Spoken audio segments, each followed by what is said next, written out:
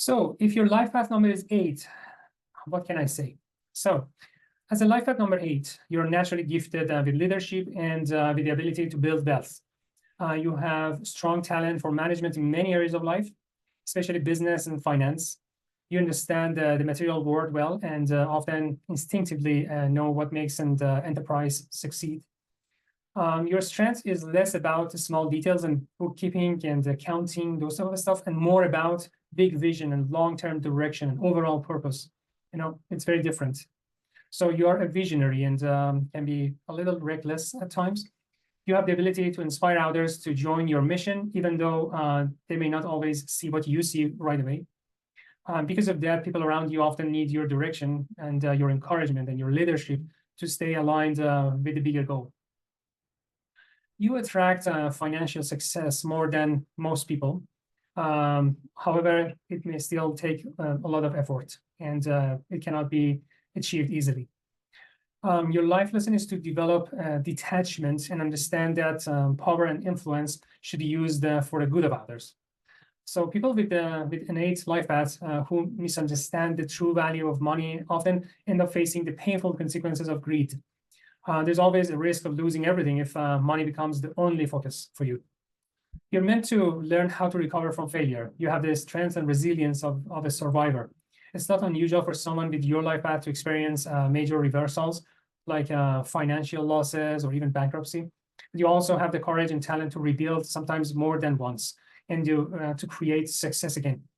More than many others, the relationship and marriage failures can be financially costly for you. And that's one of the important things that you have to keep in mind.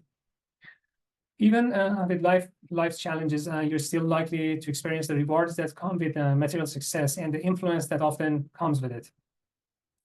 Fields like business, finance, real estate, law, science, especially history, archaeology, and physics, what else? Publishing and larger scale management can suit you well. You're also naturally drawn to positions of authority and influence.